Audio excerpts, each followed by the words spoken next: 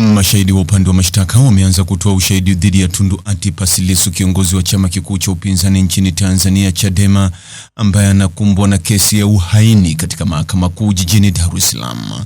Awali, mahakama hiyo iliridhia kizimba maalum cha kulinda utambulisho wa mashahidi wa siri kimekidhi vigezo vya kisheria. Katika kesi hii, Tundu Antipas Lissu anajitetea mwenyewe. Hata hivyo, hapo jana Jumatano, kesi hiyo iliahirishwa kufuatia uamuzi mdogo uliotolewa kuhusu kizimba cha mashahidi wa siri ambacho mahakama iliagiza kirekebishwe. Kizimba hicho kimerekebishwa kuwapa majaji nafasi ya kumwona shahidi kama sheria inavyosema. Lissu alikamatwa mnamo mwezi Aprili mwaka jana mkoani Iringa kwenye shughuli za chama, akituhumiwa kwa kesi mbili za uhaini na kesi nyingine ya uchochezi.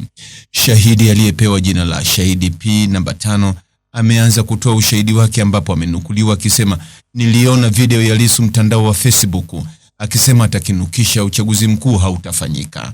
Akizungumza mahakamani, shahidi huyo alisema kwamba maofisa wa polisi pia walitumika kuiba kura, huku akiongeza kwamba majaji waliopo katika mahakama hiyo ni washirika wa CCM na kwamba hawatendi haki. Vile aliongeza kwamba alihofia video hiyo ingesababisha uvunjifu wa amani, kukwamisha biashara na kusababisha njaa. "Niliwasiliana na ndugu yangu ambaye ni polisi na kumuuliza, akaniambia niwe na amani, huku akinihakikishia kwamba watalifanyia kazi swala hilo kikamilifu. Nilihofia kutokana na lile neno kukinukisha, nikaona utakuwa na uvunjifu wa amani." Baadaye anasema kwamba aliitwa katika kituo cha polisi ili kurekodi taarifa hiyo. "Niliitwa kituo cha polisi cha Kati tarehe 9 mwezi wa 4 mwaka 2025 kutoa ushahidi." Mtazamaji, ni yapi maoni yako kuhusiana na taarifa hii? Andika maoni yako katika sehemu ya ujumbe hapo chini.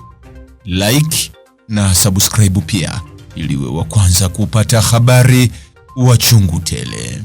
Hii ni Focus News. Jina langu ni Deo Kaji Makomba.